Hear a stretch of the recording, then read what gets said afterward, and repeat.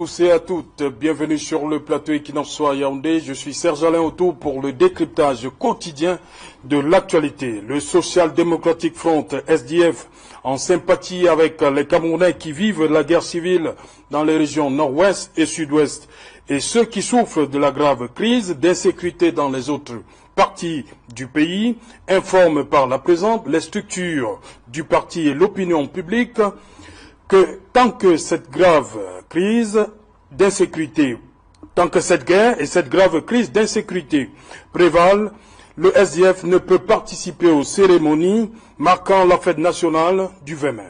C'est la substance du communiqué de presse signé le 7 mai dernier par Joshua Nabangui aussi, premier vice-président national du Social Democratic Front. À côté de la première force de l'opposition, le mouvement pour la renaissance du Cameroun, lui aussi, a choisi de mettre en berne les festivités marquant la 47e édition de la fête de l'unité nationale. Pour la formation du professeur Maurice Kamto, l'on ne saurait célébrer l'unité nationale alors que le gouvernement reste sourd aux appels au dialogue en vue de mettre un terme définitif à la crise qui a cours dans la partie anglophone du pays.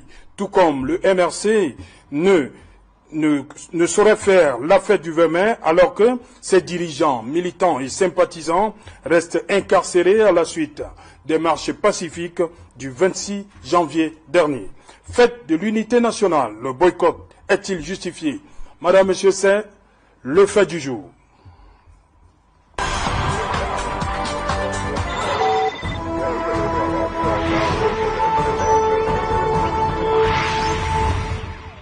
Fête de l'unité nationale, le boycott est-il justifié? Pour en parler, je suis en plateau ce soir avec lui. Il est jamais passé sur ce plateau, Angelbert Lebon d'Adjoa. Bonsoir Angelbert, bienvenue.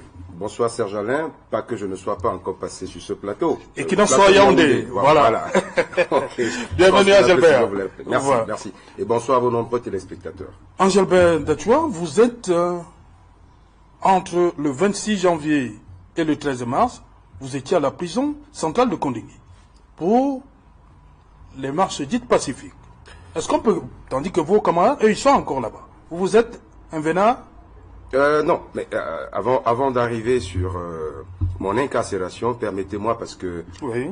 Depuis hier 21h, oui. Il y a un événement qui interpelle toute la communauté nationale et internationale. Oui. Je pense que après que notre camarade ait été assassiné la semaine dernière dans le nord du Cameroun, donc depuis hier 21h, nous avons donc nos deux camarades Aslam Djodja et Robert Tachim qui sont portés disparus, deux jeunes camarades du parti que je connais très bien, militants. Dans quel parti actifs. Du Cameroun? Ils ont été arrêtés à Yaoundé, oui. Et plus précisément au niveau de l'école des postes, oui. En compagnie, donc pendant qu'ils étaient en compagnie donc du secrétaire général du parti, Maître Christophe Ndong. Donc depuis hier 21h, nous n'avons pas de nouvelles de nos camarades et on se demande bien quel état de droit et quelle démocratie voulons-nous construire dans ce pays si nous sommes encore à des événements où des gens sont privés de leur liberté juste pour leur opinion politique. Alors ça me permet d'embrayer sur mon cas parce que le 26 janvier, après avoir pris un petit déjeuner avec Paul-Éric Kingé et certains autres d'amis politiques, pendant qu'on se séparait, donc Paul-Éric Kingé qui lui rentrait chez lui, mes amis et moi avons décidé donc de prendre un café dans un restaurant de Bastos. Paul-Éric Kingé, lui, s'est fait happer devant Dof Bastos, pendant que plus tard, quelques minutes plus tard, on venait me prendre, mes amis et moi, pour le commissariat central numéro 1. Et ça a donc été le début de cette mésaventure qui a duré 47 jours, en passant donc par la prison centrale de Kondengui. Ok. Donc vous ressortez en fait le 13 mars. Ben, je ressors parce que je me demande pourquoi est-ce que je suis entré. Ok. D'accord. Okay.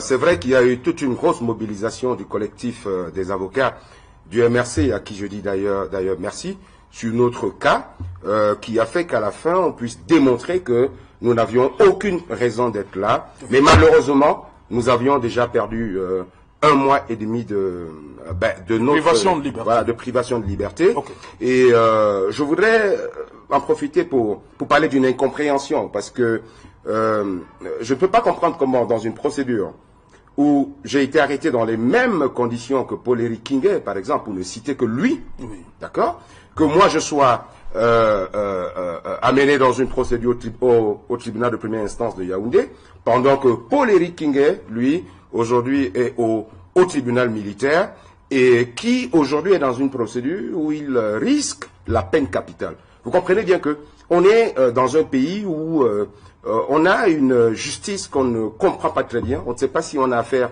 à de la justice ou simplement que, comme l'on constate habituellement, on constate simplement que c'est une injustice. Ok.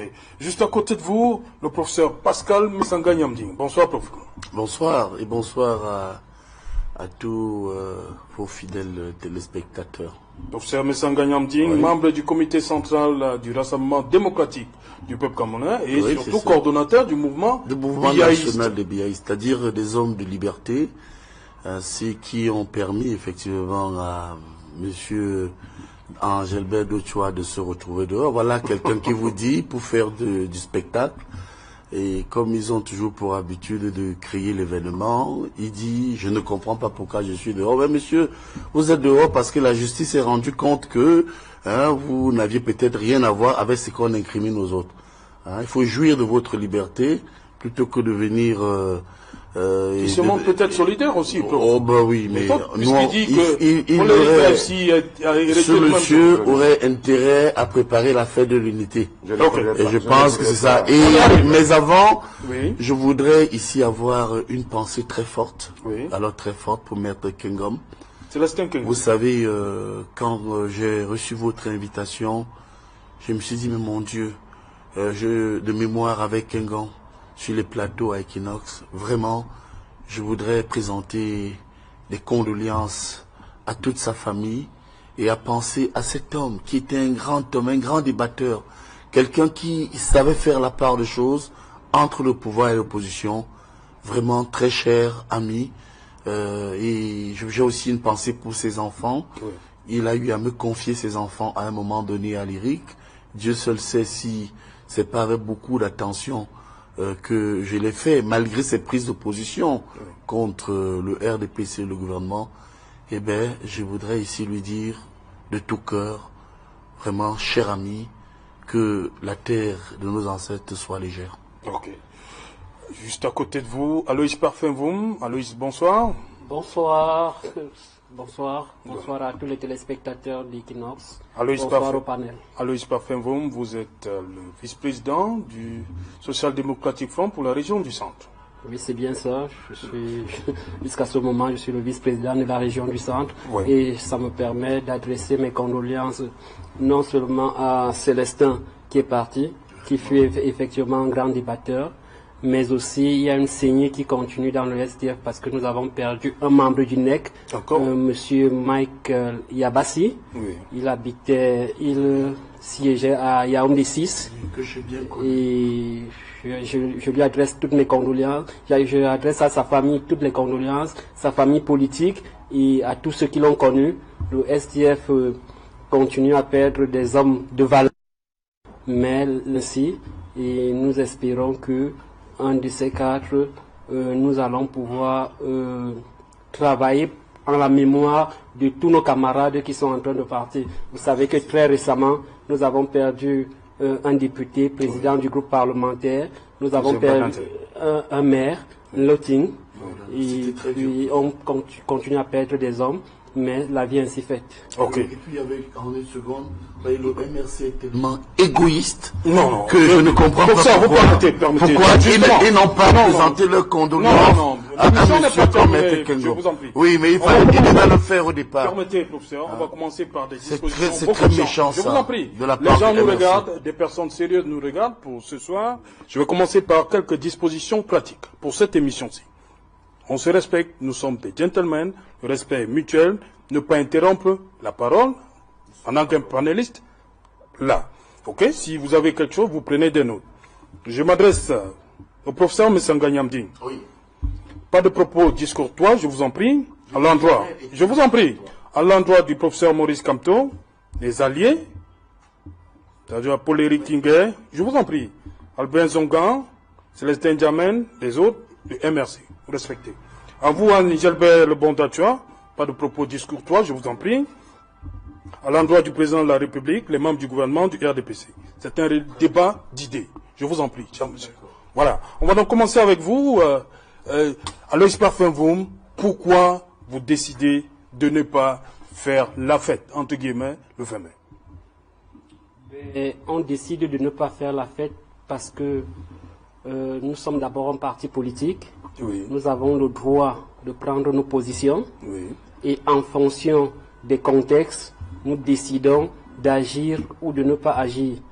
Et nous avons donc décidé, compte tenu de l'environnement actuel aujourd'hui, c'est-à-dire 3 régions du Grand Nord qui sont touchées, une région de l'Est qui est touchée, et principalement les régions des zones anglophones qui sont presque coupées du Cameroun aujourd'hui en termes de fonctionnement. Et c'est pour cela que le parti, en solidarité aux nombreuses victimes, vous connaissez le bilan, c'est quand même près de 2000 morts, c'est 530 000 déplacés de guerre interne, c'est 35 000 à l'extérieur, ce sont des familles endeuillées, c'est aussi des infrastructures vitales qui sont endommagées, écoles, hôpitaux, et c'est pour cela nous estimons qu'aujourd'hui il est important qu'on réfléchisse davantage. C'est pour cela que le SDF a pris la décision de ne pas faire défiler ces militants. Et l'an passé, par exemple, nous ici dans la région du centre, nous avons quand même défilé, mais en manifestant. C'est-à-dire qu'on a défilé torse nu, c'était toujours par rapport à cette situation dans les zones anglophones. Donc nous ne défilons pas pour attirer une fois de plus, parce que le boycott fait partie des choix. D'ailleurs, ce n'est pas seulement sur le plan politique. Il y a des boycotts sur le plan économique, il y a des boycotts interpersonnels, c'est-à-dire vous pouvez décider aujourd'hui de ne pas parler à quelqu'un parce que vous boycottez, ainsi de suite. Donc c'est pour cela que la hiérarchie du parti a pris cette position. Et nous estimons que peut-être que pour une fois, le pouvoir de Yaoundé va nous écouter. Parce que ça fait quand même 3 ans que ça dure et il fallait faire quelque chose. Angélbert Le Bondatua, vous, MRC, vous avez une autre approche, mais qui n'est pas loin de celle du SDF. Pourquoi le 20 mai, vous décidez de mettre ce 20 mai-ci en berne? Simplement pour les mêmes raisons que Parfait vient d'énumérer, qui sont des raisons tout à fait logiques. Je ne sais pas quel 20 mai en fait, je ne sais pas si c'est 20 VINGT avec le chiffre 20 ou alors c'est la fête du vin et des mets. Je pense que nous sommes arrivés à une période de notre histoire où les événements aujourd'hui doivent pouvoir nous interpeller. Et quand les événements nous interpellent, nous devons pouvoir marquer un point et pouvoir réfléchir. Donc, la position du MRC aujourd'hui est une position interpellatrice. Nous n'avons pas l'habitude des boycotts, nous sommes un parti républicain. L'année dernière, nous avons défilé comme les années d'avant, sauf qu'avec une particularité, comme disait Parfait, dans le cas du SDF qui s'est déshabillé, nous, c'était avec les 2 mains sur la tête, donc en signe de deuil, parce que à ce moment-là, le Cameroun était déjà en deuil. Nous ne pouvons pas défiler, et comme l'a dit Parfait, pendant que le Cameroun, aujourd'hui, est en train de compter, dans 2 régions de son pays, plus de 2000 morts. Nous ne pouvons pas défiler. Si on revient sur les chiffres de déplacés, je pense que Parfait les a énumérés. Nous ne pouvons pas défiler au moment où nous fêtons ce qui est supposé être la fête de l'unité nationale. Nous ne pouvons pas défiler pendant que nous avons une grande cristallisation aujourd'hui tribale, un repli identitaire que le Cameroun n'ait jamais connu de son histoire, parce que pour nous, c'est des situations qui peuvent demain aboutir à une explosion du Cameroun, si ce n'est déjà le cas, pour nous, c'est le moyen d'attirer, pas nos gouvernants, parce que eux, en 36 ans, ils ont suffisamment fait voler comme ça un éclat notre unité nationale, mais nous, c'est pour interpeller le peuple camerounais en leur disant, l'heure n'est plus à la résistance, l'heure n'est plus à la fête, l'heure aujourd'hui est à l'interrogation. Voilà. Professeur Messanga Nyamdine, vous avez suivi les deux tableaux. Est-ce que ça vous interpelle pas? Est-ce que, avec tout ce qui se passe depuis, on va prendre, c'est depuis 2017 que le conflit est véritablement armé. Est-ce que tout ça ne peut pas amener l'État à marquer un temps d'arrêt? Parce que tout ce qu'a développé Aloïs Parfenvoum, ensuite Angel Béa, vous reconnaissez quand même dans tout ça? Non, je voudrais, effectivement, vous avez bien fait d'exiger le sérieux dans l'analyse. Justement. Et je vais rester dans cet élan pour dire que une nation, lorsque vous observez tous les continents, du point de vue de la science politique, vous verrez que partout dans le monde, les guerres, les croisades ont existé parce que les populations s'étaient toujours battues pour l'unité de leur pays. Vous pouvez prendre le cas des États-Unis avec le président Washington. Vous pouvez prendre le cas de la France avec les guerres napoléoniennes. Vous pouvez prendre le cas de l'Italie avec Garibaldi, Victor Emmanuel II. Mais revenons quand même chez nous. Oui. Je ne parle pas du Ghana où les Kwame Nkrumah se sont battus pour l'unité du Ghana, où les Jomo Kenyatta se sont battus. Alors avec ferveur, Jomo Kenyatta pour l'unité du Kenya, on peut en faire le tour. Revenons au Cameroun. Nos pères fondateurs, voyez-vous, j'ai ici une pensée pour Rodolphe Douala Mangabel, parce que chaque fois que nous célébrons le 20 mai, je crache une larme, parce que je sais que Mangabel a été pendu. Martin Paul Samba a été pendu. Ruben Oumiobe a été assassiné. Au Sénat Fana, je ne parle pas de Ernest Wandje et bien d'autres comme Félix Moumié et le Ndetou Maza qui avait le One Cameroun. De l'autre côté, parce que Ndetou Maza, qui est-il? Ce grand nationaliste. Lorsque on crée l'UPC, le premier parti du côté anglophone s'appelait le One Cameroun, qui était une branche de l'UPC. Alors comment on peut comprendre que ce que les peuples ont de plus cher, au-delà des partis, au-delà des idéaux, c'est leur unité. Qu'on ait aujourd'hui des partisans, des hommes de parti, qui viennent vous dire que on boycotte. Ils boycottent la nation. Quel que soit le cas, on ne boycotte pas la nation, parce que demain, voyez-vous, et je vais chuter là-dessus. Mais mon cher Ndachoua Gilbert, quand vous serez au pouvoir demain, avec le MRC, comment allez-vous faire lorsqu'en face vous aurez des Camerounais qui vous disent qu'ils vont boycotter la fête nationale? Mon cher, vous avez ambitionné un jour de prendre le pouvoir, c'est la mission aussi de l'opposition. Comment allez-vous faire demain? Je crois que tout ça relève de la responsabilité de ces deux opposants, ici sur le plateau, qui n'ont pas encore compris ce que c'est qu'une nation. Et une nation unie. Oui, Aloïs Parfenvoum, professeur Messanga parle de... À travers votre geste, on voit le boycott de la nation. Ben, vous savez, il a le droit de dire ce qu'il veut. Oui. C'est aussi ça, la démocratie et la liberté de parole. Et nous, SDF, nous avons le devoir et même le droit aussi de faire ce qu'on veut parce qu'une situation se présente. Oui. Il a fait l'histoire, il a dit ce qui s'est passé. Nous n'en disconvenons pas, oui. C'est vrai qu'il y a eu des batailles. Mais maintenant, comment avons-nous géré cet héritage? C'est de ça qu'il est question. C'est de cela qu'il est question. Nous l'avons très mal géré. Et aujourd'hui, l'unité, encore que cette unité aujourd'hui, on peut y mettre des guillemets. Oui, parce que l'unité, c'est peut-être deux mots, mais qui ont un sens profond, un sens absolu. Malheureusement, ce n'est pas respecté de nos jours. Qu'est-ce qui se passe? Il n'y a pas un minimum de consensus dans ce pays. Quand il parle des États-Unis, il ne dit pas que là-bas il y a eu des consensus. Quand il parle du Ghana, il ne dit pas que dans la Constitution, il y a des consensus. Il ne dit pas que dans le code électoral, il y a des consensus. Mais ici au Cameroun, le pouvoir en place décide de faire ce qu'il veut, quand il veut, sans tenir compte ni de la société civile, ni de l'opposition. Parlant de la crise anglophone, et je me rappelle d'un passage de Mesanga Nyamding le 3 décembre à STV, il disait que ce sont ceux qui veulent renverser le président de la République qui ont créé cette crise.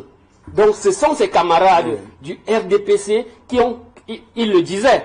Mais en réalité, qu'est-ce que je voulais dire? C'est qu'il y a une situation aujourd'hui où la République est pratiquement divisée.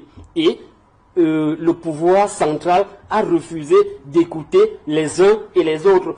Il n'est pas bon pour nous. Il nous semble politiquement indécent et moralement inconcevable d'aller défiler dans ces conditions. Je vous rappelle que hier encore ou avant-hier, des sous-préfets, pour se déplacer dans les zones en guerre, utilisent les hélicoptères. Et il y a eu un incident qui a malheureusement fait une victime, paix à son âme. Et comment, dans ces conditions, on peut penser à l'unité nationale alors que c'est la désunion totale? C'est pour cela que le SDF s'est dit, si on va défiler, on aura une conscience troublée. Et il est donc question de marquer un acte fort, un acte poignant, non seulement en direction du pouvoir de Yaoundé, qui malheureusement est insensible, mais aussi des Camerounais qui nous suivent, qui nous écoutent, pour leur dire, et c'est ce qu'on a dit depuis le début de la crise, on a écrit à M. Biya, le chairman, a écrit 2 fois au président de la République, en janvier 2018 et très récemment. Il n'a pas suivi. Il a parlé en direct de la télévision, j'ai dit le chairman, étant au palais des Toudi. M. Biya n'a pas suivi. Nos députés ont fait des marches à Bamenda, à Boya. Le président de la République n'a pas suivi. On a même demandé de ne pas arrêter les innocents, comme les modérés. Monsieur Biya, Arborbala et Docteur Fontaine. Voilà. Monsieur Biya et son gouvernement ont refusé. Aujourd'hui, on est à 2000 morts. Et vous pensez qu'avec 2000 morts, on doit continuer à faire comme si de rien n'était? Non, politiquement, ceux qui vont défiler, ou bien ceux qui vont le faire, auront partitionné le pays. Ils sont des sécessionnistes aussi. Parce que d'un côté, on a des sécessionnistes officiels, ceux qui ont les armes, et on a des sécessionnistes officieux, ceux qui nous gouvernent. Et ils nous gouvernent en divisant le pays. Parce qu'il n'est pas normal, à moins qu'on nous dise qu'aujourd'hui que, d'accord, il n'y a plus 10 régions au Cameroun, il y en a 8. Le nord-ouest et le sud-ouest ne font plus partie de la République. Là, on comprendra. Ok, Angel Bel Bondatua, il a parlé du boycott de la nation pour Sam Sanganya. Ne pas participer aux festivités de la fête de l'unité nationale, c'est synonyme de boycott de la nation. C'est un choix, c'est un choix politique. Vous savez que pendant que nous passons le temps à critiquer la gestion de la fortune publique aujourd'hui, notamment dans l'affaire de la CAN 2019, pour des partis comme le RDPC, ils ont plutôt à la place de sanctionner ceux qui ont été à l'origine de ce qu'on appelle aujourd'hui la CAN 2019 Gate, ils ont plutôt reçu des promotions. Non, c'est leur choix. Eux, ils ne voient jamais dans ce qui est mauvais l'occasion pour eux de tirer la sonnette d'alarme. Eux, ils viendront toujours avec la politique politicienne, comme fait mon ami Mesanga, quand bien même l'heure est grave. Monsieur Mesanga, oui, mon cher ami, quand on regarde aujourd'hui l'unité nationale du Cameroun, qui devrait pour nous être une construction permanente, quand on fait un point aujourd'hui, on se rend compte, évidemment, Serge Alain, que c'est un échec cuisant de la part de nos gouvernements, de nos gouvernants. Je dis échec pourquoi? Je dis échec parce que aujourd'hui on constate une véritable incapacité idéologique et structurelle de nos gouvernants à pouvoir fédérer les Camerounais autour d'un idéal commun. Vous savez, la Constitution du Cameroun, dans son article 5, alinéa 2, dit que le président de la République est l'incarnation même, d'accord, de l'unité nationale. C'est-à-dire, en d'autres termes, il est le garant de l'unité nationale. Mais nous avons vécu on vit dans un pays où on a connu des événements graves, des déclarations graves de certaines hautes autorités de l'État, sans qu'à un moment donné, le chef de l'État ne puisse sanctionner, c'est-à-dire lui donc, qui est supposé être le garant de l'unité nationale. Savez-vous qu'en 92, juste quelques exemples, oui. En 92, il y a un jeune préfet de l'époque, le préfet Mahama Abaka, je crois, voilà, qui avait été nommé préfet à, je crois que c'était à Ibolova. À Ibolova, justement. Ibolova, oui. Et à voilà. À Ibolova, il y avait un maire à Ibolova qui avait carrément, de manière officielle, boycotter l'installation de ce jeune préfet au prétexte que qu'est-ce qu'un étranger vient faire chez nous. C'est des faits de la République, dans des cérémonies officielles. En 99, et là même sur le plan religieux, pour que vous compreniez que la situation a été très grave. En 99, Monseigneur Woukling est affecté à Yaoundé. Les gens dits autochtones de Yaoundé sont allés carrément placer des barricades pour que Monseigneur Woukling, qui disait-on était Bamileke, n'avait rien à venir faire chez les Bétis.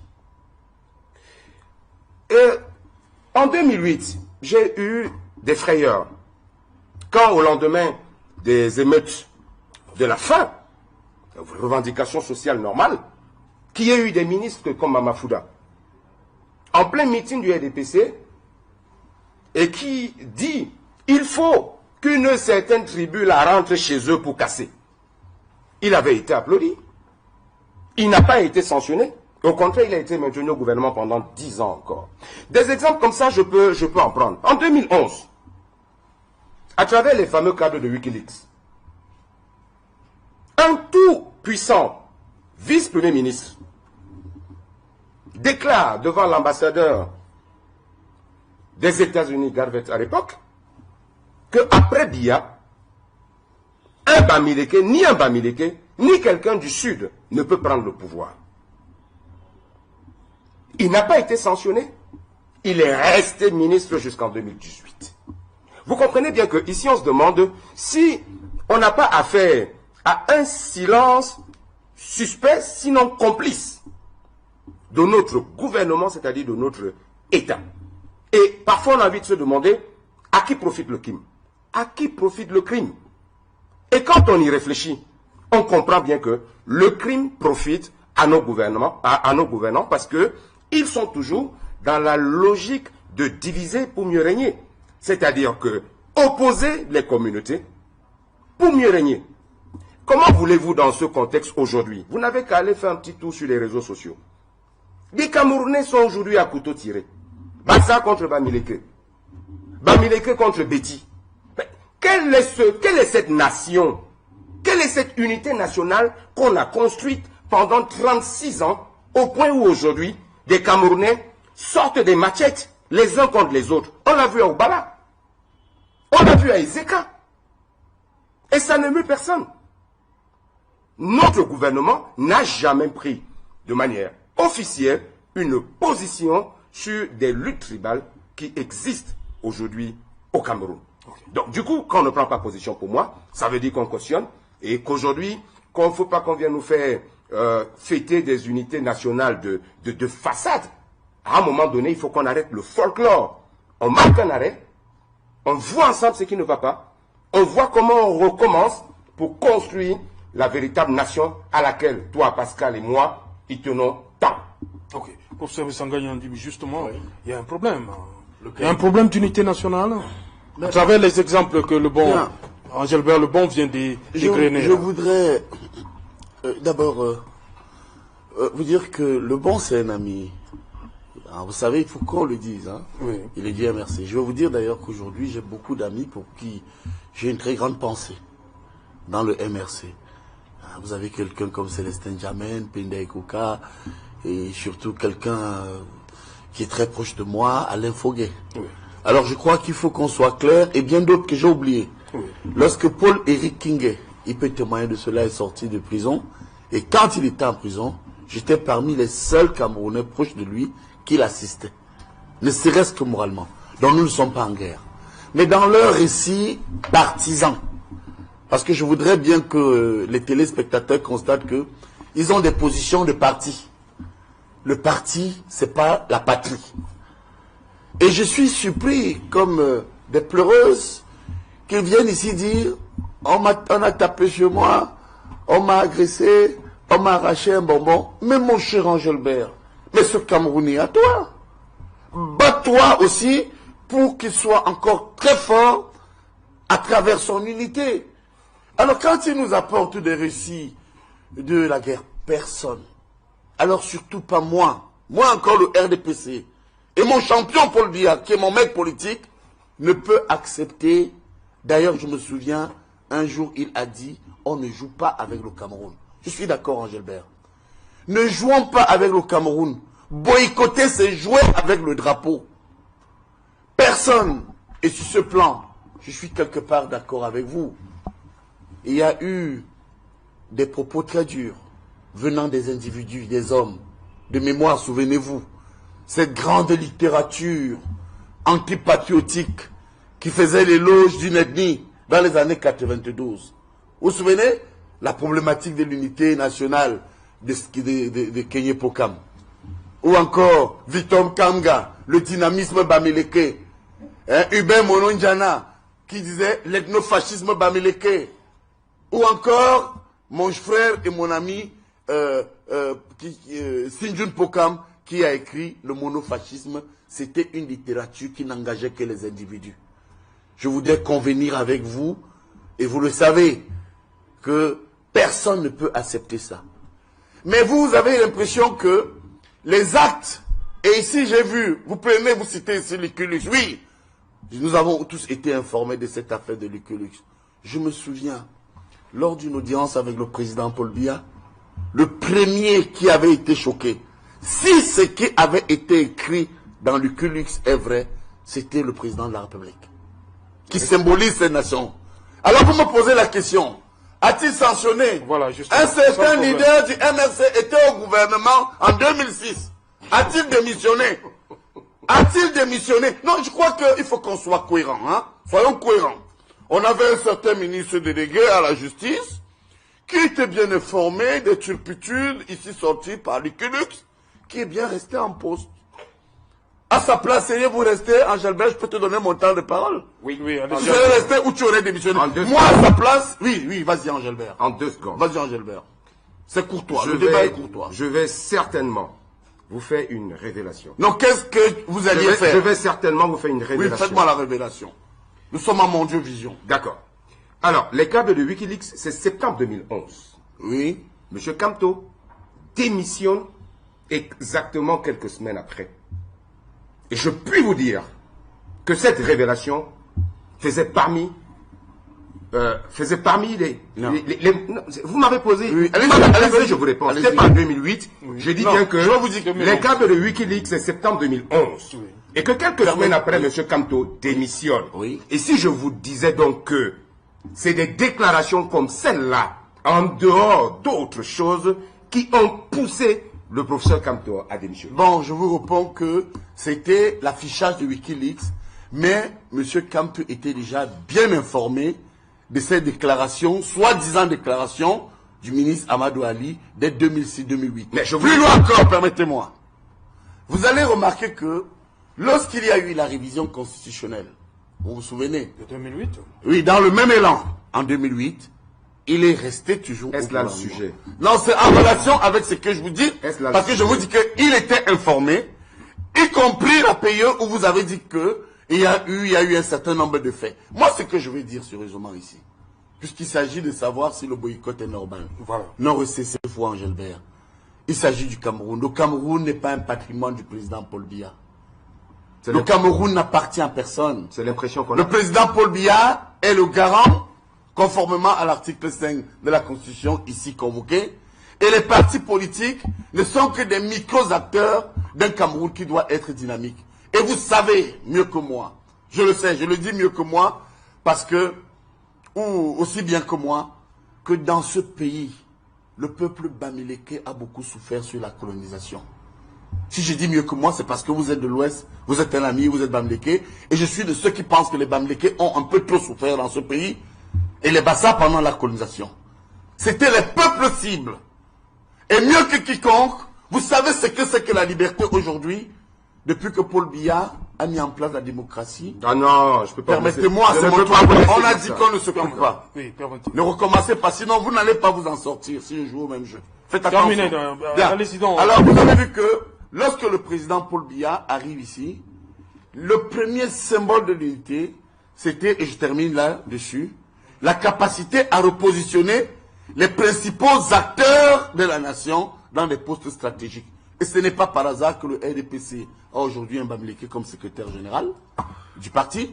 Ce n'est pas un simple hasard qu'aujourd'hui, la deuxième personnalité de l'État au Cameroun est de l'Ouest.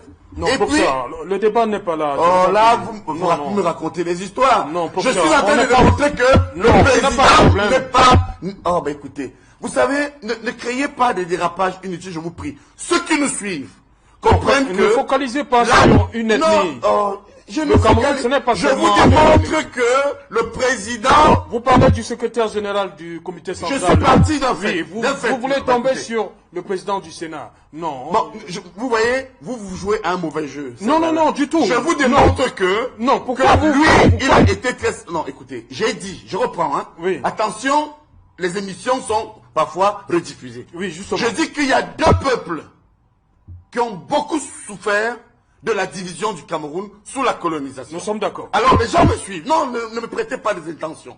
Et j'ai dit, le peuple Bassa qui a été massacré et le peuple Bamileke qui a beaucoup souffert. Et vous ne pouvez pas m'empêcher de dire que dans le processus de renforcement de cette unité, le président Paul Biya, comme tous les Camerounais, a apprécié ce peuple dynamique à l'effet de positionner dans notre parti les personnes que j'ai citées. Qu'est-ce qui est mauvais là-dessus? Qu'est-ce qui est mauvais? Je demande tout simplement que l'unité se fera avec les Eton, les Bamileke, les Douala, les Ewondo, et un jour d'ailleurs, je termine là-dessus, oui, les partis politiques passeront. Je vous assure, malheureusement pour les chantres du boycott, le Cameroun ne passera jamais. Okay. Il existait là toujours. C'est pourquoi je pense que c'est une faute, mais alors une faute très grave, parce qu'on ne peut pas prétendre gouverner et boycotter la fête nationale. Ok, Angel, je vous ai vu prendre des notes, je vais vous passer la parole après. Alors, moi, je ne peux pas... Pour répondre au professeur même si ça ne fait pas partie du thème, oui, je ne peux pas laisser M. Messanga Nyamdi dire à Mondovision, à nos jeunes enfants qui nous regardent, que c'est M. Biya qui a apporté la démocratie au Cameroun. Je préfère démentir ça avec la plus grande énergie. Monsieur Messanga, oui, est-ce que vous savez qu'il y a des gens qui ont payé de leur vie? Mais je sais. Est-ce que vous savez qu'il y a des gens qui ont payé de leur liberté? C'est vrai, je l'ai dit. Alors, si ces gens-là ont payé de leur vie, oui, et de leur liberté, oui, comment pouvez-vous venir dire que c'est Paul Biya qui a apporté la démocratie? Non, monsieur Messanga Nyamdi. Il y a des Camerounais qui se sont battus pour qu'on soit ici. Il y a le SDF qui, le 26 mai 1990, a fait une marche où des Camerounais ont été sacrifiés sur l'autel de la liberté. Je ne peux pas vous permettre de dire que M. Paul Biya nous a donné la liberté. Au nom de quoi? Au nom de quoi? Nous continuons à nous battre d'ailleurs ici tous les jours pour que cette liberté-là, qui est aujourd'hui en train de voler en lambeaux, soit au moins pour le peu que nous avons encore garantie. Vous savez qu'il y a 200 militants du MRC qui sont en prison juste pour des questions de droit commun, de liberté. Ah oui, c'est bien, de droit commun, vous avez bien fait de dire. Bon, donc, on met en prison les délits de droit commun. S'il vous plaît. Lapsus révélateur. S'il vous plaît. Sauf si vous vouliez dire autre chose. S'il vous plaît. Oui, oui, cher ami. Vous êtes aujourd'hui en train de vouloir nous dire que le MRC, le SDF boycottent ce défilé du 20 mai ou de la fête de l'unité nationale, ce serait une grave erreur. Non, monsieur Messanga Nyambi. C'est une erreur en général. Oui, c'est une erreur que nous, comme d'habitude, d'accord, que nous assumons. Nous assumons politiquement et nous l'assumons devant les Camerounais. Par contre, ce que je voudrais vous dire, c'est que vous auriez dû, depuis 37 ans, construire une véritable unité nationale du Cameroun. Ce n'est pas le fait de citer l'ethnie d'un président du Sénat ou l'ethnie d'un secrétaire général du parti qui fera que, bon voilà, en fait, oui, on est en unité nationale. Non, ça c'est l'unité des voleurs et des mangeurs. C'est l'unité des jouisseurs. Je parle de l'unité du peuple camerounais. Si ce peuple-là, vous le connaissez même d'ailleurs. Je parle de l'unité du peuple camerounais. Cette unité-là, aujourd'hui, je n'ai pas besoin d'un thermomètre particulier. Allez sur les réseaux sociaux. Allez dans la rue. Allez au Bala, il y a quelques jours où des gens sont sortis avec des machettes. Un peuple contre un autre. Non, je n'interprète pas. Pas ça. Moi, pour moi, c'est des faits. Après, on a mal interprété. L'explication que vous donnerez, ce sera la vôtre. Mais je prends des Camerounais à il n'y a pas eu de machettes. Je dis aujourd'hui, le Camerounais n'est plus uni. Si nous devons unir les Camerounais, arrêtons-nous, faisons le point, voyons ensemble ce qu'il y a lieu de faire pour mettre les Camerounais ensemble. À l'état actuel des choses, nous n'avons rien à célébrer et par conséquent, nous ne serons pas au défilé du 20 mai. Aloïs Parfait-Vom, l'unité nationale a un réel souci. Oui, d'abord, il est important de rappeler que le boycott n'est pas relatif à une désunion tribale. Oui. Il faut que ça soit bien précisé. Nous sommes tous d'accord. Ce n'est pas une affaire, pour nous, ce n'est pas une affaire de... Vous avez parlé de guerre civile dans la bien sûr qu'il y a la crise anglophone, sur laquelle je voulais plus revenir, parce que c'est largement étendu là-dessus. Je voyais seulement l'unité nationale au sens global, puisque toi tu avais déjà parlé de la crise anglophone. Ça c'est la première chose. La deuxième chose, c'est que c'est bien beau de nous dire que le Cameroun est au-dessus. C'est vrai. C'est vrai. Le Cameroun est au-dessus. Mais dans l'application, est-ce que c'est ce que fait le pouvoir de Yaoundé? Je dis non. Parce que on connaît les enrichissements, on connaît la gabégie, on connaît tout ce qu'ils font et ils ne tiennent pas compte du peuple, ils ne tiennent pas compte des partis politiques, ils ne tiennent pas compte des autres composantes de la société. On ne saurait donc parler d'unité nationale dans ce cas. Et je vous ai rappelé qu'il y a 2 régions aujourd'hui qui nous interpellent. Et je félicite Equinox parce que depuis presque un mois, vous contribuez à ce que, merci beaucoup, à ce que le débat soit posé. Et tout à fait. En plus de cela, avec tous les acteurs, il faut le rappeler. Avec tous les acteurs, merci. Avec tous les acteurs. C'est vrai que certains font quelques dérapages ici, mais ils se sont excusés. Je profite d'ailleurs pour les féliciter pour cela. Moi, j'ai condamné ce dérapage. Oui, moi, j'ai félicité les Permettez donc, s'il a quelque chose à dire, oui. Non, il ne peut pas m'offrir une seconde, vous. Non, je dis qu'il vous donne quelques secondes. Vous avez quelque chose je voudrais vous dire quelque chose. Oui. Angelbert et vous savent, surtout Angelbert, que nous ne sommes pas divisés. Justement. Pour preuve, je vous assure, Angelbert et moi passons le temps à boire et à manger ensemble en dehors du plateau. Il ne veut pas le dire au téléspectateur. Angelbert dit que je mens. Dit que sur les plateaux, je ne le reconnais pas. Je vous dis que c'est mon ami. C'est les idées. Non, je vous démontre donc qu'on n'est pas divisé. Donc ça veut dire que lorsque lui, il va en avant. Il dit non, le Cameroun est maintenant divisé. Quel est le Cameroun qui est divisé? Alors que lui fait partie de mes meilleurs amis. Non, mais voilà maintenant, et je remercie, qui est aussi avec moi. Moi, je pense que, merci pour cette seconde, à l'effet de dire que j'ai condamné ce dérapage de ce camarade qui est de surcroît membre de la commission nationale de campagne du chef de l'État. Ce sont les faucons, les méchants de mon parti. Ce sont des gens qui ne mesurent pas ce qu'ils disent. Quand ils viennent dans des plateaux, il faut les expliquer. Un monsieur comme celui-là, mais quand il a à côté de lui un militant du MRC, pour lui, il ne voit pas un compatriote ou SDF, mais c'est un ennemi. Ce monsieur est dangereux. Moi, je l'ai dit, d'ailleurs, pour dédouaner mon parti, plusieurs fois, j'ai dénoncé ce monsieur au sein de notre commission, où il a été encouragé par des gens, je peux pas les citer peut-être parce que ça va encore faire beaucoup de bruit, qui tiennent la commission. J'ai demandé qu'on l'évacue. Je demande pardon parce que ici, ce monsieur est quand même venu parler comme moi aujourd'hui au nom du parti. Et je demande pardon parce que c'est un dérapage inacceptable. Un dérapage fasciste que personne ne peut accepter. Voilà. Allez-y, allez-y, parfait.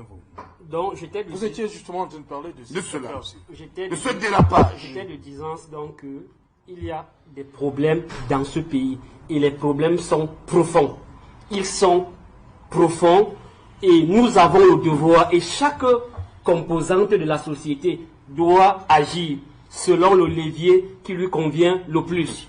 Et en tant que parti politique, nous n'avons pas les armes pour aller déloger M. Biya. Et d'ailleurs, si nous les avions, nous ne les aurions pas utilisés parce que nous avons choisi la voie démocratique. Nous utilisons donc ce que nous avons comme arme. C'est-à-dire quoi? C'est-à-dire des événements comme ceci. La fête de l'unité, nous décidons de boycotter pour que, enfin, si le pouvoir de Yaoundé peut nous écouter, parce que c'est de cela qu'il est question. Je vous dis, le SDF a payé le lourd tribut de la situation qui se passe dans le nord-ouest et le sud-ouest. Notre chairman a été kidnappé.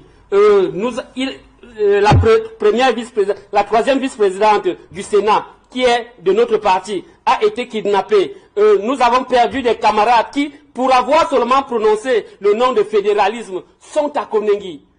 Pour cela, comment est-ce que Messanga, au lieu d'aller dire à son parti, au lieu d'aller dire à monsieur le président de la République que la situation est grave, il faut régler. Vous ne le lui dites pas suffisamment. Je le dis. Il aurait pu. Je le dis. Et vous avez raison, la situation est grave sur ce point. Mais ça ne remet pas en cause l'unité. Non, ça remet fondamentalement, puisque dans le nord-ouest et le sud-ouest, il n'y aura pratiquement pas de défilés. Il y a 80% d'écoles qui sont fermées, mon cher. Pour des raisons de sécurité. Parce que vous avez certains bandits et terroristes qui, déguisés et constitués en sniper, lorsque vous allez défiler, eh bien, vous l'avez vu. D'ailleurs, je me rappelle, j'étais avec mon frère et mon ami Parfait, où il déplorait le fait que, avant le déclenchement de la guerre, une guerre que je condamne, on a vu des snipers tirer sur les enfants, enlever les enfants, enlever les gendarmes, tirer sur les gendarmes. Mais mon Dieu, je voudrais aussi en profiter pour avoir une pensée pour ce gendarme qui portait le drapeau, qui a été découpé. Vous vous souvenez? On peut quand même être étonné que, dans un élan d'unité, mon cher Parfait, que sur ce plateau, tu n'aies pas de la pitance pour ces soldats, ces vaillants soldats qui défendent le drapeau.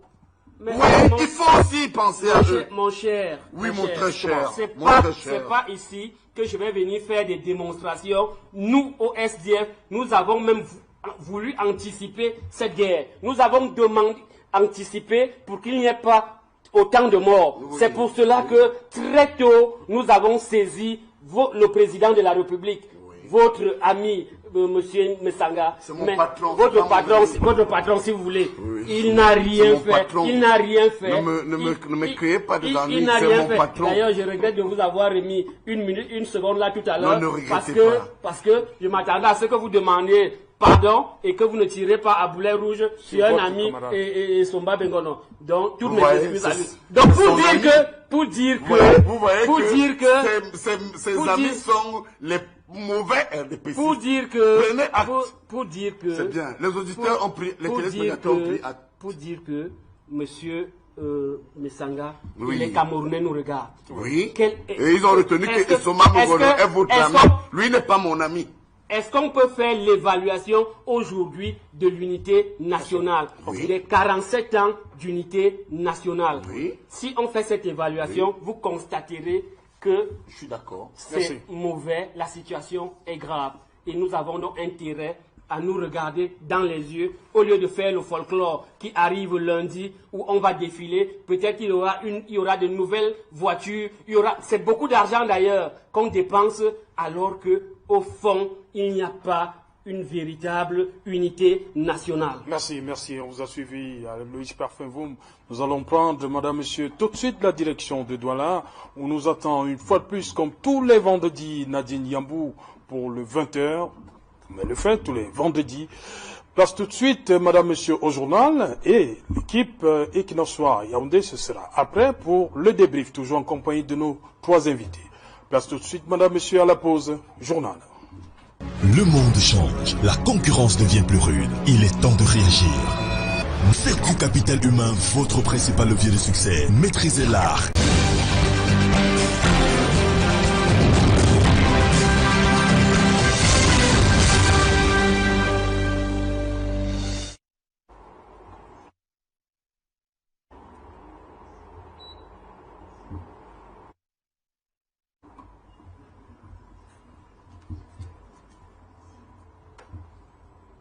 Retour sur le plateau Equinox Yaoundé. Nous sommes donc partis pour la dernière phase de cette édition, toujours en compagnie de le bon Tachouan, le professeur Messanga Nyamding et Aloïs Parfum-Voum.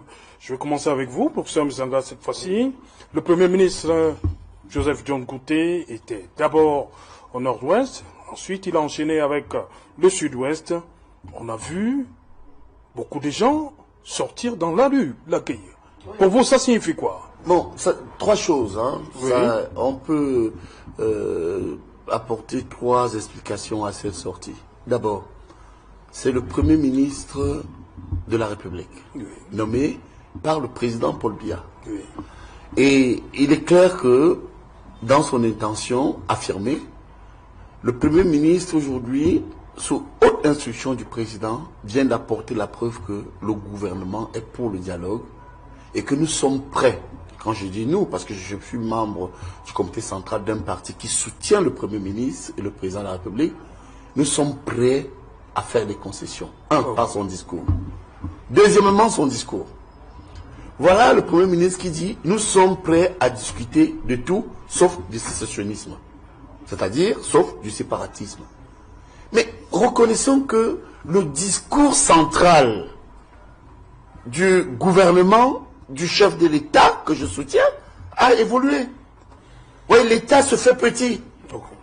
Quand il dit tout, or au départ, souvenez-vous, nous avions un discours qui n'était pas clair sur le fédéralisme. Maintenant, on peut parler du fédéralisme.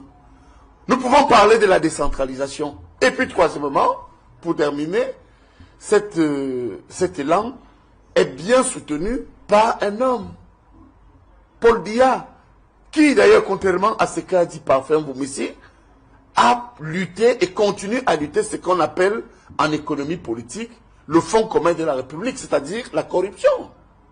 Aloïs peut témoigner de ce que on a des collaborateurs ou d'anciens collaborateurs directs du chef de l'État en prison. C'est parce que les détournements de fonds que vous avez évoqués, parlant effectivement de l'unité nationale, mais le président a apporté la preuve qu'il condamne cela. Et puis, cette unité, quelque part, quand on voit le passage du Premier ministre, qui veut que cette guerre cesse, et je voudrais le dire ici, au nom de mon parti, nous tendons la main. Nous tendons la main. Nous demandons pardon. Pas forcément parce que c'est nous qui avons tué ou initié cette guerre, mais parce que nous, au RDPC, nous, biaïstes, avons le courage de dire qu'effectivement, quelques-uns parmi nous, dans mon parti, ou du moins occupant des fonctions de pouvoir et de décision, ont causé des torts aux Camerounais. Je ne voudrais pas revenir sur cette affaire où on a vu un recteur d'université trimballer des enfants dans la boue. On a vu des militaires, à un moment donné, casser les chambres des enfants à l'université de Boya. Nous sommes en droit de vous dire, écoutez, ce sont des choses qui échappent au contrôle des individus. Et là, avec John Gouté, je termine là-dessus, nous avons vu qu'il a ouvert, parce que, je vous assure, le président Paul Biya, dont je suis l'un des exégèses au Cameroun et dans le monde, le plus qualifié, est pour un dialogue. Alors, un dialogue, il a apporté la preuve, en libérant les membres du consortium, il a apporté la preuve dans un passé, en insérant même dans le gouvernement les anciens putschistes, alors qu'il n'avait que 2 ans de pouvoir. Quand vous êtes arrivé au pouvoir en 82 et en 84, vous êtes victime d'un attentat, d'une tentative de coup d'État. Est-ce qu'on peut dire que c'est parce qu'en 2 ans, vous travaillez déjà mal? Et c'est pourquoi je voudrais dire au MRC, mon ami Angelbert, au moins nous discutons encore. Serre de relais. Va dire à tes amis du MRC de ne plus parler du hold-up électoral. Ce n'est pas bon. Même si j'avoue que vous avez même un peu évolué avec vos affiches.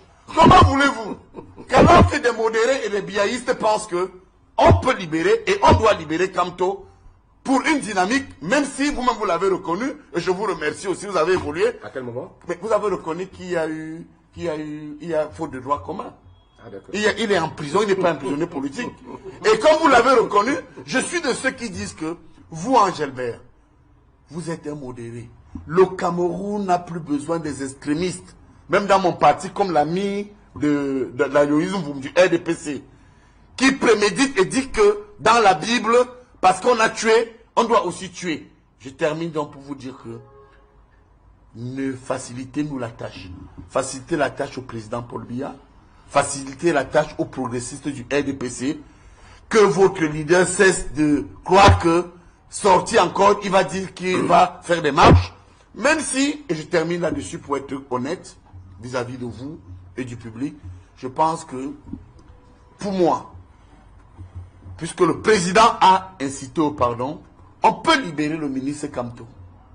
Le mettre devant ses responsabilités. Parce que je suis de ceux qui pensent que, si on le libère, et M. Kamto se retrouve en train de marcher, eh bien, même les Camerounais n'accepteront pas ça.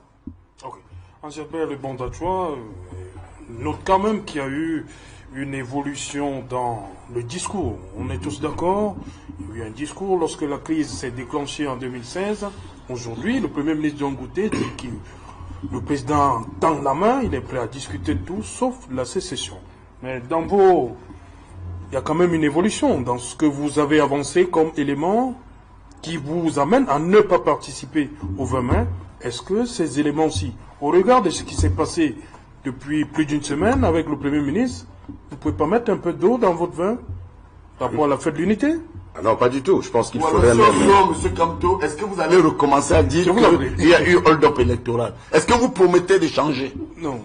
Alors, je vais d'abord répondre à la question de ces gens-là. Et certainement, rassurez-vous, je répondrai... Votre ami je répondrai à votre RDPC. Oui, oui. Alors, non. Je pense qu'il y a une intention aujourd'hui que tout le monde félicite. Mais bon, parce que vous disiez que le gouvernement est sourd.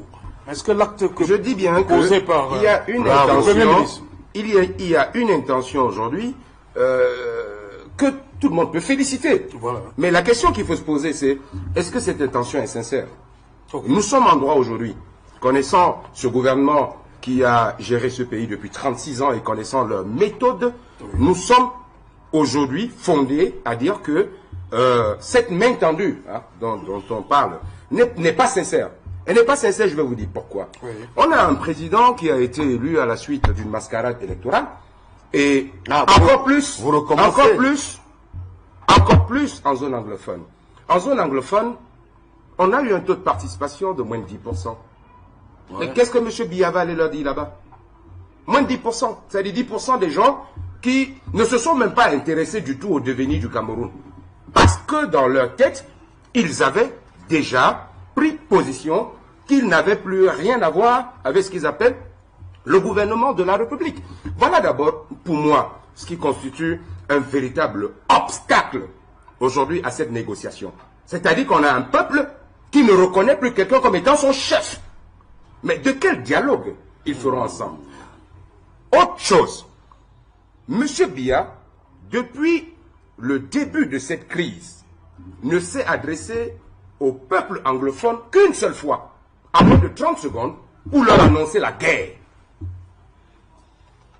Il n'a jamais eu un discours conciliant, parce qu'il s'est toujours rendu, pour lui, il a toujours pensé que la solution à la crise économique était la solution militaire, à laquelle nous avons déjà perdu 2000 Camerounais, dans laquelle nous avons déjà englouti des milliards de francs CFA, dans laquelle aujourd'hui nous avons une grande majorité de nos populations dans cette zone qui sont déplacées, qui vivent dans la brousse et qui pour certains tous les jours meurent dans l'anonymat, dans des conditions de salubrité inhumain. Je pense que dans ces conditions-là, les gens n'ont pas souvent le courage de le dire. Mais moi, je le dis. Et ça, c'est à titre personnel. Ça n'engage pas le MRC, ce que je vais dire. Le problème dans la crise anglophone, c'est M. Biya. Allez interroger les cœurs de tous les anglophones. Allez interroger le cœur de tous les Camerounais. La majorité des Camerounais aujourd'hui, tout le monde s'accorde à dire que si M. Biya part, ce problème commence d'abord par se résoudre tout seul. Bravo. Vous confirmez la thèse du complot. Donc, on n'est pas dans le complot. Bravo. On est dans une situation... Monsieur Messanga Nyambi, qu'attendez-vous d'un peuple qui a été aussi marginalisé, aussi frustré? Je vous prends quelques exemples. C'est des gens avec qui on a décidé de faire chemin ensemble. Et dans un gentleman agreement. Aujourd'hui, qu'est-ce qu'on constate en 2019 au Cameroun? Quand on prend toutes nos institutions, M. Messanga Nyambi, le chef de l'État, qui est la première institution, est francophone. Le président du Sénat, qui est la deuxième institution, est francophone. Le président de l'Assemblée nationale est francophone. Le président de la Cour constitutionnelle est francophone. Le premier président de la Cour suprême est francophone. Le président du Conseil économique, je fais le constat donc aussi comme vous. Le premier président de la Cour suprême est francophone. On ne va pas nous dire, et en plus, que vous avez même pour gouverner. Non, c'est pas. Je parle de votre mal gouvernance. Je suis d'accord avec vous. Déjà. Et vous ne pouvez pas aller au-delà de ça. Nous allons corriger. Comme cerise, j'espère bien. Nous promettons ça fait 37 ans que vous auriez dû. Non, nous sommes comme cerise sur le gâteau. Vous prenez dans ces régions-là 2 gouverneurs francophones pour venir gouverner. Mais vous vous attendez à quoi? C'est la surenchère. Vous vous attendez à... Non, on ne fait pas de surenchère. On a 3 gouverneurs hors territoire anglophone. Non, je vous dis... Le gouverneur de Yaoundé. Mais je parle du Nord-Ouest. Vous avez toujours pensé que pour résoudre la crise anglophone, il suffit d'aller prendre un anglophone qui s'appelle M. Atangandi. Parce qu'il est anglophone, vous pensez que une fois nommé, il va résoudre le problème anglophone, alors que c'est lui-même qui a été à l'origine. C'est lui qui a encensé ce problème anglophone. Vous ne pouvez pas aller prendre Madame Lyonga, qui était recteur de l'université de Boya, pendant qu'on violait... Oui, bon là c'est autre chose. Bon, d'accord. Et je peux être d'accord avec vous, mais pas sur Atangandi. Ce n'est pas le fait donc d'avoir 3 gouverneurs en dehors des zones anglophones qui font que, d'accord, que le problème anglophone est autant résolu. Il faut savoir résoudre les problèmes. Pour revenir à ce folklore, j'assume mes mots, à ce folklore qui se passe, ce que le Premier ministre, M. John Gouté, fait en ce moment, n'aboutira à rien. Selon le MRC. Pas selon le MRC. Vous avez eu 3 ans. Vous avez eu 3 ans pour apporter des solutions à une crise, vous n'avez pas pu. Si cette crise était une priorité pour M. John Gouté, depuis sa nomination, il aurait dû se rendre dans le nord-est et le sud-est. Il n'aurait pas attendu 6 mois, 7 mois pour y aller. Donc ça veut dire que pour lui, ce n'est pas une priorité, tout comme ce n'est pas une priorité pour le gouvernement camerounais. Par conséquent, on sait que ce qui est en train de se passer aujourd'hui, c'est du saupoudrage suite, et ça tout le monde le sait, suite à la pression de la communauté internationale. Angèle Bontantueur, on va peut-être recadrer les choses. Je crois que le communiqué qui annonçait la visite du Premier ministre dans les régions du sud-ouest, du nord-ouest d'abord, c'était commencé par ceci. Sur haute instruction du président de la République, le Premier ministre va se rendre. Donc il attendait peut-être cette instruction. Qu'est-ce qu'on appelle, vous savez, en 36 ans. Parce que vous dites. En 36 ans, si on veut citer combien de fois les ministres de la République, on se dit sous haute instruction, mais on se demande donc, finalement, que fait M. Biya? Que fait-il au quotidien? Mais il gouverne. Non. Monsieur Kamto a été ministre quand même de Biya. C'est sans honte pour lui. Hein. Et pour nous aussi. Et vous savez, Monsieur Kamto est brillant, il est brillant. Mais parce que le président le savait, vous voyez que le président sait quand même faire un casting.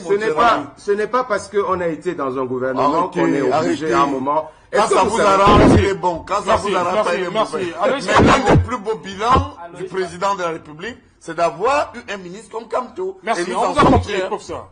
Aloïs Parfum, sur cette visite du Premier ministre, vous parlez de guerre civile dans le nord-ouest et le sud-est. Est-ce qu'aujourd'hui...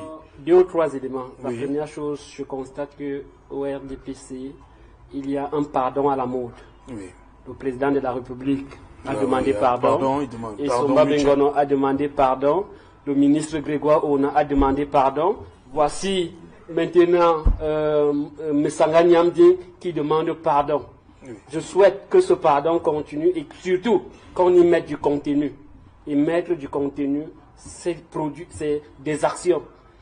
Ça, c'est la première chose. La deuxième chose, par rapport à la visite du Premier ministre. D'abord, le SDF a pris part à consultation dans le...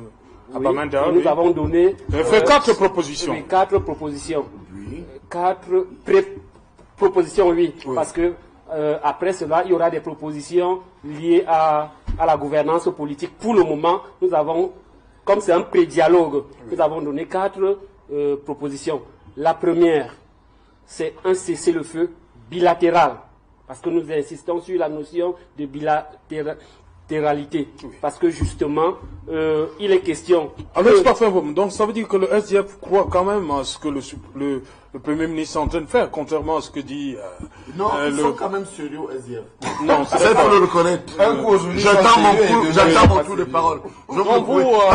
Monsieur John Frundi, si ce monsieur n'était pas responsable, je vous jure, en 92, il aurait mis le feu au Cameroun.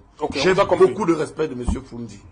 Alors, c'est parfait, vous, Malaisie. Non, le SDF fait son devoir. Et il a fait propositions. Oui, à tout moment. Malheureusement, il n'est pas toujours écouté. Et la deuxième proposition, c'était la libération des prisonniers politiques en relation avec la crise anglophone. Pourquoi? Parce que nous estimons que on doit libérer tous ceux qui ont été soit condamnés ou qui sont en jugement. Donc, la troisième proposition, c'est la nécessité d'avoir un médiateur et des observateurs.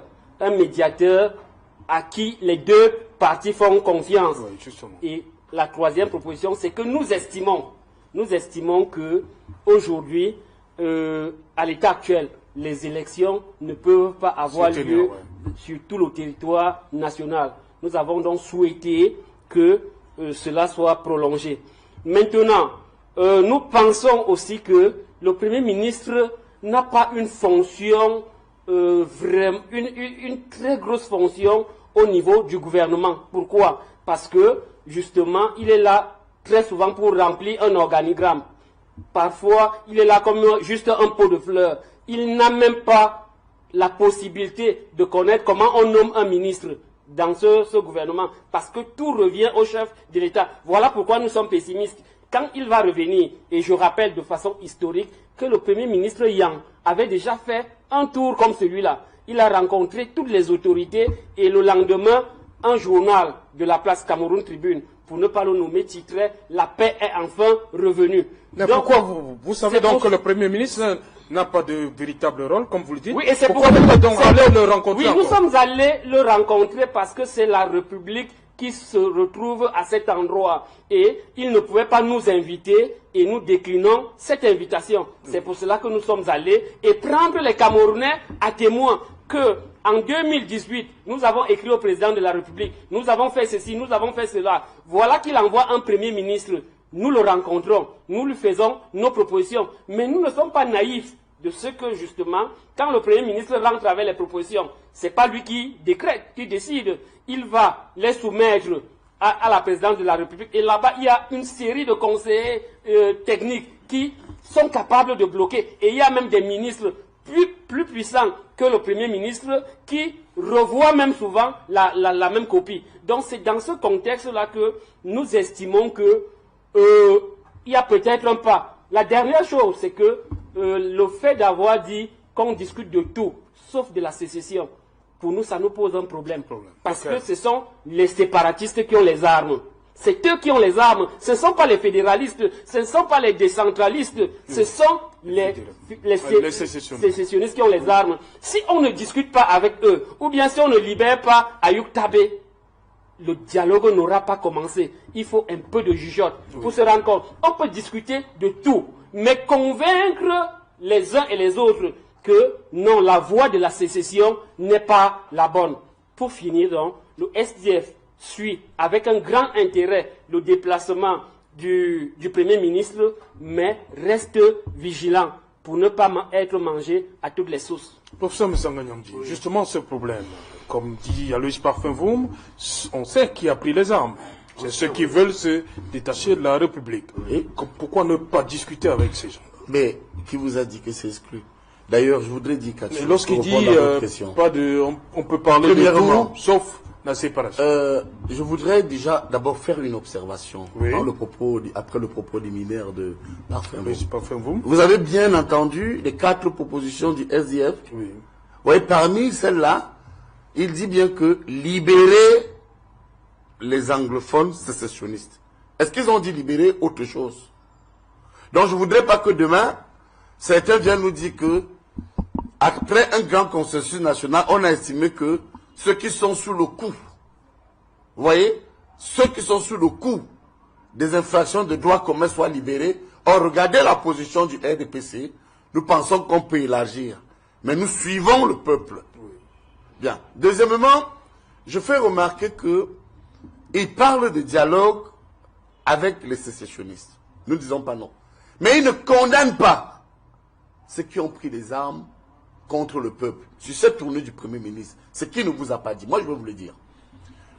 Dans les rencontres du Premier ministre, de nombreux anglophones, nos chers compatriotes, parce que je suis pour l'unité de la nation, du nord-ouest et du sud-ouest, venus vers le Premier ministre, lui ont dit ceci.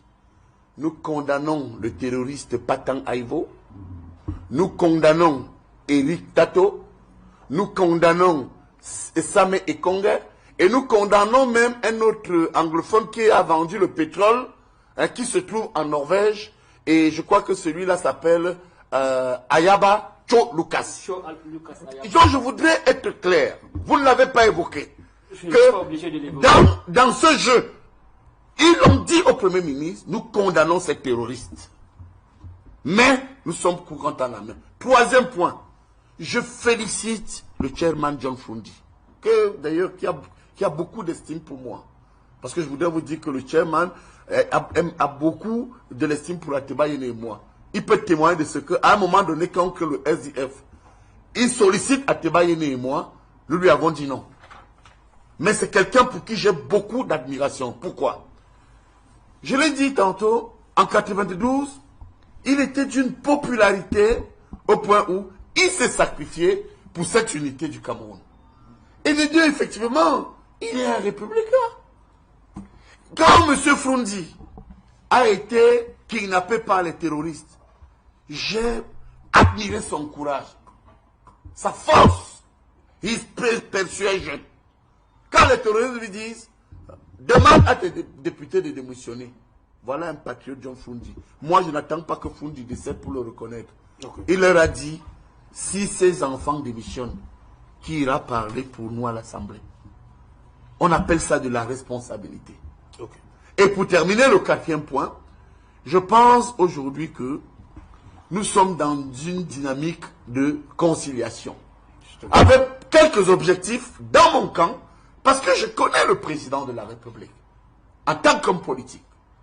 Je crois que lui, il a oublié d'évoquer quelque chose. Dans ce dialogue, il y a également, nous, le RDPC et le camp présidentiel, nous sommes d'ailleurs en train d'élargir l'apaisement en trouvant un statut à l'opposition. Monsieur, commencez à vous réjouir, si vous ne le saviez pas, je vous l'annonce. Le RDPC et le président de la République s'apprêtent au-delà de trouver un statut à l'opposition, c'est que vous n'évoquez pas, s'apprête également, et je termine là-dessus, à revoir quelques points du code électoral. Notamment quand on vous dit... Est-ce que vous allez libérer... Écoutez, alors, et c'est là mon dernier point où je suis comme je vous ai dit, parce que lorsque le Premier ministre, qui, il faut le rappeler, a le bon, parce que j'ai l'impression qu'il ne maîtrise pas bien la hiérarchie institutionnelle. Ah non, s'il te plaît. Permets-moi, mon frère. S'il te plaît. Mon ami, écoute-moi. Non, mais dis ce que tu as dit. Oui, mais rappelez parce que tu as dit, vous avez dit quelque chose qui n'est pas exact. Donc, le Premier ministre est le numéro 2 de l'exécutif au Cameroun. De l'exécutif, oui. Bien sûr. Alors, vous voulez de quoi? Vous voulez de quoi? Vous voulez une fonction symbolique? Je vous dis bien, en tant que professeur de sciences politiques, que le numéro 2, ici, au Cameroun, de l'exécutif, c'est le PM, il est anglophone. Merci. Je termine donc pour vous dire que il va revenir et il va rendre ouvert son rapport. Et je vous garantis que vous allez alors comprendre, mon cher Parfait, que ce n'est pas un jeu. Le président mettra en œuvre la plupart des propositions ici faites. Il a recueilli dans le Nord. Bien sûr, bien sûr. J'en suis persuadé. Parce que Paul Biya, c'est un démocrate. Merci, on vous a compris. Oui. Angèle Belbon. J'espère que l'opposition m'a aussi bien compris. Alors, moi je vais dire quelque chose qui est extrêmement simple. Il revenait tout à l'heure sur l'emprisonnement du président élu Kamto, ses alliés et les pratiquement 200 prisonniers politiques qui sont incarcérés à Kodengui, comme si on attendait une éventuelle magnanimité de monsieur Biya pour leur sortie. Non, il ne faut pas se tromper. Monsieur Kamto, aujourd'hui, ne se bat pas pour sa liberté. Monsieur Kamto se bat pour libérer le peuple camerounais. Et tout le monde, même les instances internationales aujourd'hui, s'accordent à reconnaître M. Kamto, ses alliés, nos amis politiques, comme étant des prisonniers politiques. Vous pouvez toujours rêver. Parce que vous avez eu tendance tout à l'heure à vouloir peut-être faire croire que M. Kamto, ses alliés et nos amis politiques détenus à Kodengui étaient des prisonniers de droit commun. C'est vous qui l'avez dit. Non. Vous avez l'habitude. Réécoutez-vous. Vous avez l'habitude de dire aux gens ce qu'ils n'ont pas dit. Ah, on va réécouter l'émission. Maintenant, je vous dis donc que... Vous l'avez dit. Je vous dis donc que M. Kamto, sa libération, ses alliés politiques et nos amis politiques, leur libération est également parmi les conditions que nous avons posées pour pouvoir aller défiler le 20 mai. Je vous ai entendu tout à l'heure féliciter Parfait quand il citait les conditions que le SDF a posées éventuellement avant d'aller au dialogue. Je suis très heureux que le SDF l'ait dit en 2019. Mais c'est pas fait de la concurrence aux propositions du SDF. Débrouillez-vous entre les opposants. Je ne me mêle pas. Je rappelle simplement que depuis pratiquement décembre 2016, le MRC, à travers le président national Maurice Kamto, avait déjà formulé les mêmes propositions. Il s'était même personnellement proposé pour être médiateur dans cette crise avec d'autres acteurs de la scène politique publique nationale. Je pense que c'est clair. C'est depuis très longtemps que nous vous disons, si vous voulez résoudre la crise anglophone, créons un cadre pour un dialogue inclusif. Si vous voulez résoudre la crise anglophone, il faut immédiatement libérer les prisonniers qui sont détenus dans le cadre de cette crise. Nous étions les premiers. Nous étions, du moins pour ce qui concerne le MRC, moi je dis bien que c'est des prisonniers politiques. C'est normal, je vais vous le droit. Je vais vous le répéter autant de fois. Vous pouvez le dire. Écoutez, monsieur Nyamdi, ce sont les voix de Seigneur, vous êtes libre de vos appréciations. Vous aussi. Mais je ne suis pas sûr que je ne suis pas sûr sur ce plan-là, puisque vous voulez convoquer la science. Le droit, je dis le droit. La science, le droit donc qui est une science, je ne suis pas sûr que vous ayez plus matière à dire que le professeur Kamto. Mais bref, ça c'est une parenthèse. C'est une parenthèse. Je ne suis pas en rivalité avec lui, comme vous êtes en rivalité avec le... Quand vous êtes un aîné académique pour qui j'ai beaucoup de respect. J'étais simplement en train de remettre les pendules à l'heure. Je ne suis pas dans ce débat de quartier. Vous semblez pouvoir faire passer au J'ai du respect pour vous. semblez pouvoir faire... Kamto, c'est un maître, hein. Est-ce que je vous en prie, professeur. Laissez... Vous semblez vouloir faire passer au sein de l'opinion publique que les positions aujourd'hui du MRC par rapport à la crise anglophone sont des solutions extrémistes et radicales. Je vous dis que nous avons toujours été parmi les premiers, ceux qui ont appelé à un dialogue inclusif, à la libération immédiate de tous les prisonniers arrêtés dans le cadre de cette crise, au cessez-le-feu immédiat entre les différents partis, à la nomination ou bien à la désignation d'un médiateur ou des médiateurs qui impliqueraient tous les acteurs crédibles de la vie publique. Ce n'est pas nouveau. Nous, on l'a toujours dit. Mais en face de ça, ce n'est pas une histoire d'SDF MRC. En face de ça, qu'est-ce que vous avez opposé à ces propositions? Vous avez opposé la solution militaire. Et vous vous accordez bien aujourd'hui à voir que cette solution ne marche pas. La preuve, nous avons perdu plus de 2000 Camerounais dans cette solution. Oui, je suis très heureux donc, que vous reveniez à ce que nous avons proposé dès le départ, c'est-à-dire un dialogue national. Mais je reste convaincu que vous ne pouvez pas réussir ce dialogue parce que vous n'en avez pas la compétence et que ce n'est pas dans votre modus operandi. Voilà. Okay. Alors, parfait-vous, oui, d'abord, vos propositions rejoignent celles du MRC là, pour sortir de la crise. Qui est en rivalité avec vous? Ah non. D'abord, en regardant la caméra et en regardant Messanga Nyamdi, Charles Atebaïne, paix à son âme, n'a jamais été sollicité par le chairman Frundi pour la création du SDF. Non, je n'ai pas dit ça. C'est ce que vous avez dit. Non, j'ai dit qu'il nous a sollicité au SDF. Non, non, tu t'es peut-être trompé. Bon, donc, Charles, la bande de Charles est vivante. Non, tu peux encore t'excuser pour le moment. Non, je peux pas. Je vous dis que Charles l'a dit, je peux le dire. Non, je dis c'est faux. Oh, c'est bon, faux. très bien, c'est pas un débat. Il avait 20 ans, il était étudiant à cette époque. Il ne pouvait pas être sollicité. C'était pas 20 ans, c'était dans ses 30 ans même d'ailleurs. Je parle de ce que vous avez dit. Ben, écoutez, je vous dis. Je voulais pas que le chairman me suive. Il peut pas, il sait que je ne raconte pas des histoires. À ce niveau. Maintenant, vous avez quitté le SDF à un moment donné. Vous étiez à l'AFP, vous vous souvenez? Vous moisissez au RDPC. Ben, je me sens bien. Non, c'est pas ça.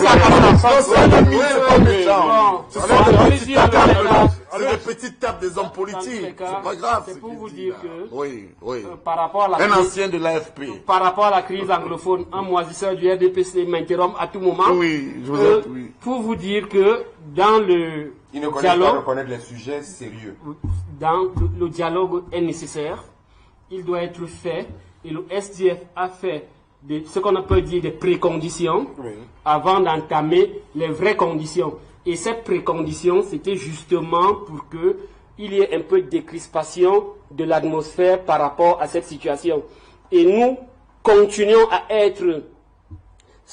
à penser que le Premier ministre seul ne suffit plus par rapport à cette crise. Et je vous ai dit qu'il ne fait pas mieux que le Premier ministre Yang, puisque lui aussi était là-bas en 2017, autant pour moi. Et il n'y a pas eu d'évolution. Et c'est pour cela que nous espérons, c'est vrai, que quand il va revenir, il va présenter son rapport au président de la République, ce qui est pour nous aussi une autre entorse, parce que le président aurait dû lui-même descendre dans ces zones, parce que c'est lui qui a été élu. Il y a moins de 8 mois, il a été élu, mal élu, bien élu. Pour le SDF, on a pris acte. Mais à côté de cela, il est au pouvoir, il doit descendre, rencontrer les populations, travailler et puis tirer lui-même les leçons. Chaque fois qu'il y aura des intermédiaires, on sera loin de la solution. C'est pour cela que le SDF a fait ses propositions. Parce que nous sommes républicains. Nous ne discutons pas la prééminence de qui a fait les premières propositions. Nous savons que de façon constante, nous sommes en train de travailler pour que cette crise s'arrête. Aloïs Parfait, je vous en prie. Vous pouvez nous rappeler votre première proposition? La première proposition, c'est le cessez-le-feu bilatéral. Oui. Et le retour? Pardon? Le retour des forces de défense et de sécurité dans les... Oui, bien sûr, c'est-à-dire que les séparatistes déposent les armes, nos soldats rentrent dans les casernes, parce qu'on ne peut pas vouloir cesser une guerre et penser qu'il y aura un seul camp qui va déposer les armes. C'est inconcevable. Il faudrait que les uns et les autres mettent ça dans leur programme. Parce que ce que les gens ont dit, ce qu'on a suivi, c'est que non, une armée régulière ne peut pas. Or, nous sommes en situation de guerre. La deuxième condition qu'il est important de rappeler, c'est le fait qu'il faut libérer ceux qui sont en prison. Ok, justement. Merci. Nous sommes arrivés au terme de l'émission. Merci, cher monsieur. Merci, professeur. Je vous remercie. Et en souhaitant à cette grande chaîne de télévision et tous ceux qui vous accompagnent une très bonne fête de l'unité, mon souhait étant que les autres viennent à de meilleurs sentiments, parce qu'on ne joue pas avec la nation. Ok. Merci Angèle Lebon, merci. Merci Serge Alain, et je terminerai par dire que par rapport à la crise anglophone, je pense que la première condition serait de libérer tous les prisonniers qui sont gardés dans le cadre de cette crise, sinon on ne saura pas avec qui dialoguer. Et pour le 20 mai, je réitère encore que la première condition également serait aujourd'hui de pouvoir libérer le professeur Maurice Kamto, ses alliés et tous les autres camarades politiques, parce que aujourd'hui ils sont incarcérés sur des faits politiques. Ils peuvent être considérés aujourd'hui comme des prisonniers politiques parce que pour nous et chez nous, et cela devrait s'entendre de tous, marcher est un droit fondamental. Donc, je ne sais pas ce qu'ils font à Kondengui, ils devraient en principe être dehors. Allez, Parfum, merci d'être passé. Merci infiniment. Nous espérons que d'ici là, les choses vont évoluer. D'ici lundi 20 mai. Non, pour le défilé, nous n'allons pas prendre part au défilé, ça va de soi. Nous avons pris cette décision, je dis... Même s'il y a des crispations d'ici... Non, ce n'est pas possible, ce qu'on n'a pas pu faire... Pourquoi vous dites que c'est pas possible? Ce qu'on n'a pas pu faire en 3 ans, on ne le fera pas en 3 jours. Donc, si le deuxième point... Je connais l'inertie. Si le deuxième point, la libération, si ça tombe d'ici lundi... Ça ne résout pas le problème. Sauf si vous ça ne résout pas le problème de la crise. Mais si on résout... notre proposition était liée au début du dialogue. Oui. Il y a 4 propositions. Oui. Donc d'ici là, ce n'est pas possible. Okay. Donc je remercie Equinox. Oui. Et demain, tout à l'heure d'ailleurs, je dois voyager pour Douala, toujours pour l'activité politique et par rapport à cette crise. Donc nous continuons à travailler.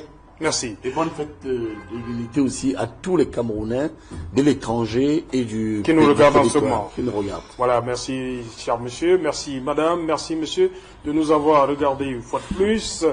Toute l'équipe conduite par Emmanuel Job vous donne rendez-vous, il faut le dire comme ça, lundi 20 mai, toujours à Yaoundé, et qui n'en soit sera toujours à Yaoundé pour la dernière, avant de continuer sur Douala.